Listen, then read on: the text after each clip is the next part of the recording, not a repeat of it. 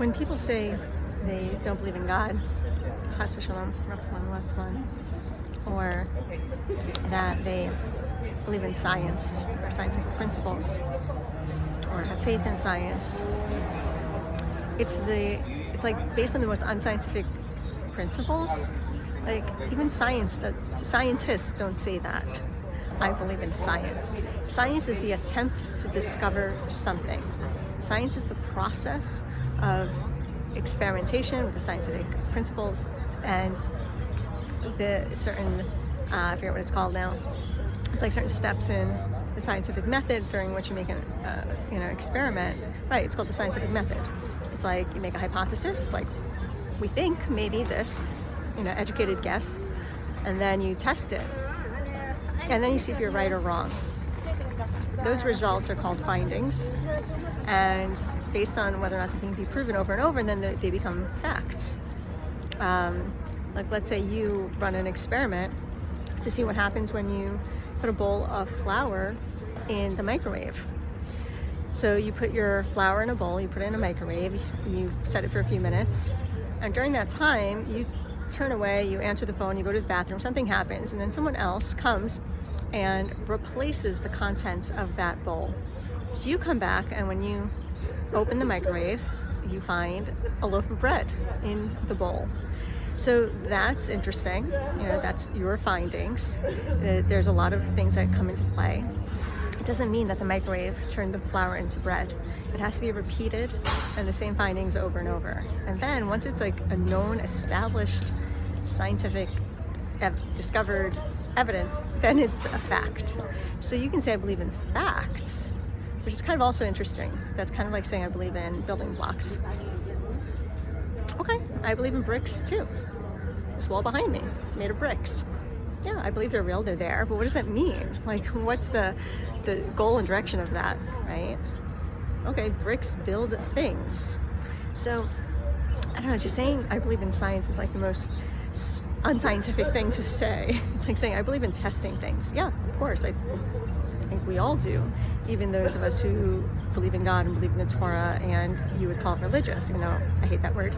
It's a separate video. So, this whole idea of like people saying evolution versus the Torah. It's not versus. Evolution is in the Torah, and if you actually know something about science and you actually know something about Torah, you will see that there is absolutely no conflict. There is a conflict in both science, and scientists will say this doesn't make sense, and Torah scholars will also say this doesn't make sense, is that something can just kind of decay into something, meaning that things can just spontaneously erupt and build a house. No architect would say that these beams just landed in the right place, at the right measurement with the nails to support weight and to build itself. A house does not build itself. There's an architect, there's a plan, there's materials, and that all comes together, and then you have a house. No scientist would say a house could just land with chance, that the nails would be nailed in, the beams would be in the right place, and that it would be a secure dwelling. Because the scientific principle is the concept of entropy, which means that things left to themselves naturally decay. You leave a piece of wood out in the sun, or just outdoors. There may be rain, there may be sun, there may be other elements, and it will decay. It will not turn itself into a house. So people who like to say, because they don't know enough about science and they don't know enough about Torah, people who like to say that there's a conflict between evolution and creation, number one, don't know enough about either, and number two, think that science says that the Big Bang Theory, everything just kind of exploded and then came into being. It's not what the Big Bang Theory says.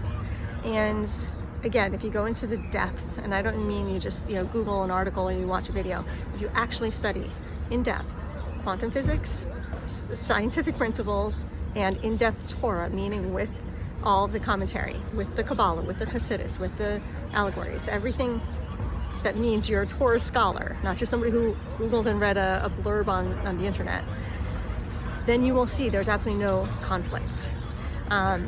They both say all life began in water. Yes. On the science side, check. On the Torah side, check. Again, that's a very simple principle. Again, that's the kind of thing you would learn from this, because this is a video on the internet. But after having majored in a lot of, I didn't major in science. I was a pre-med major, double major. One of them was pre-med. And as someone who studied Torah and Kabbalah for over 15 years,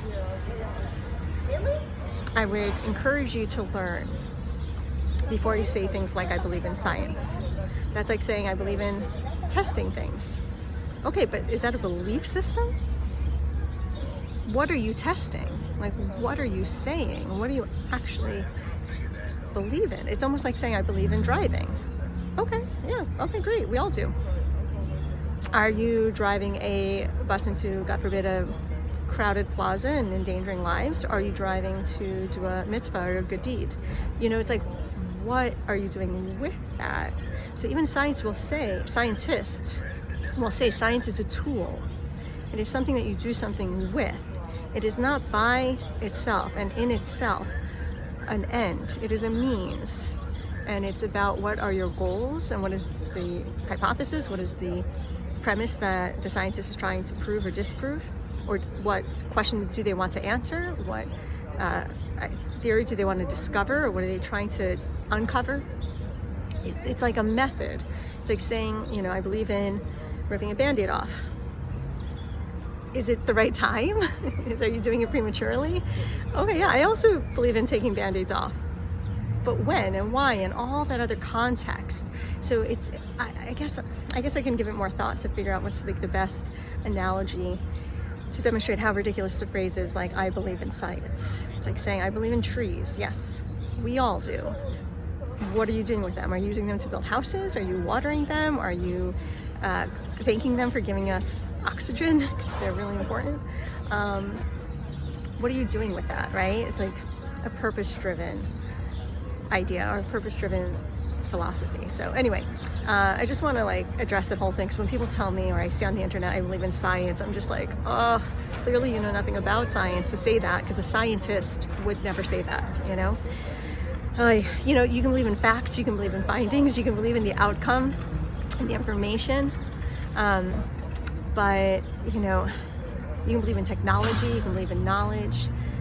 But again, all those things are just so silly to say, like, I believe in knowledge. Like, yes, of course, we all do. You know, it's, again, it's not the end, it's a means.